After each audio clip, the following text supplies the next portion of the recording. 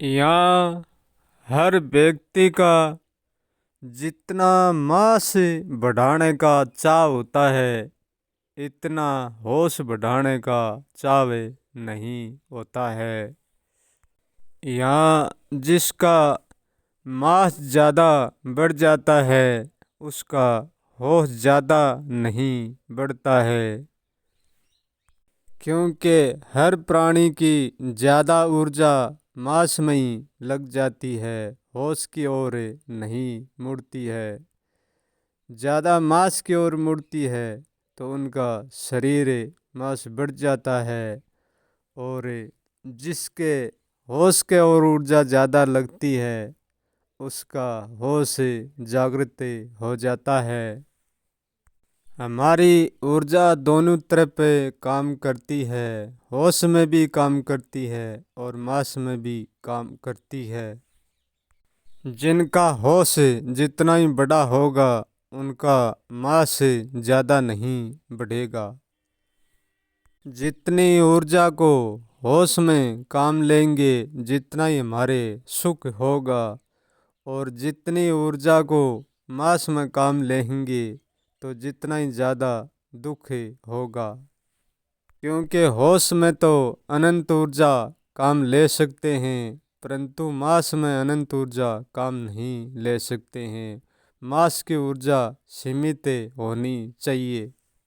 मांस की ऊर्जा सीमित होगी तभी शरीर सुखी रहेगा। जिस ऊर्जा से मांस बढ़ता है, उनसे ही होश बढ़ता है, होश बढ़ता है उनसे ही मांस बढ़ता है। ऊर्जा एक ही है, केवल काम लेने का ढंग दो है। ऊर्जा को होश में काम कम लेते हैं और भोजन के माध्यम से ऊर्जा बहुत खाते हैं, उसका मांस जल्दी बढ़ जाता है। यहाँ लोग ज़्यादा भोजन से ऊर्जा मांस बढ़ाने के लिए ही लेते हैं, होश बढ़ाने के लिए नहीं। बिना भोजन के बिना जितना होश बढ़ता है, इतना मांस तो नहीं बढ़ पाएगा, परंतु फिर भी मांस घट नहीं पाएगा, सीमित तो जरूरी रह जाएगा। भोजन पानी का न करना कोई लंबे समय तक कोई बड़ी बात नहीं है। क्योंकि जो भी अन्न पानी को त्याग देता है, वो कुछ दिन परेशानी का सामना करता है, फिर वो परेशानी का सामना नहीं करता है। फिर वो जैसे भोजन से सहज रहता है, ऐसे ही बिना भोजन भी सहज रहने लगता है। परंतु त्यागी को लगता है कि मैं भोजन त्यागी हूँ, परंतु असल में वो त्यागी नहीं हो सकता। क्योंकि अनाज के पौधे में अनाज के रूप में ऊर्जा ही प्राप्त होती है, और वह ऊर्जा अनाज के रूप में वह हमारी भूख शांत करती है। वह अनाज में ऊर्जा होती है, वही ऊर्जा बाहर भी होती है। वह हम प्राण के द्वारा ग्रहण करते हैं और विचार के द्वारा, शब्द के द्वारा ग्रहण करते हैं। तो जो ऊर्जा पौधे के माई एक अनाज का रूप लेके हमारी भूख शांत करती है, वह भला हमारी सिद्धि भूख क्यों नहीं शांत कर सकती? जरूर कर सकती है। हम भला ही अनाज को और जल को त्याग देते हैं, तब भी हमसे भोजन प्रतिदिन होता रहता है।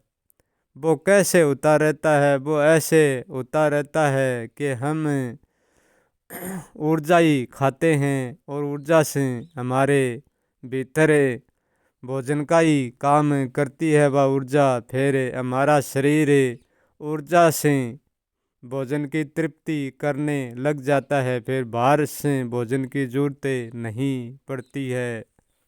इसलिए बिना भोजन व्यक्ति आसानी से जीवित रह सकता है।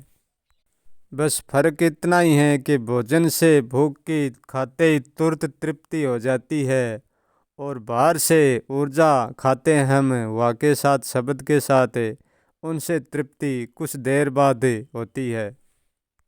परंतु सत्य तो यही है कि सत्य का बोध ना तो कोई भोजन अंजल त्यागने से होता है, और ना कोई किताबें वेद ग्रंथ पढ़ने से होता है, और ना कोई कथावाचक से कथा सुनने से होता है।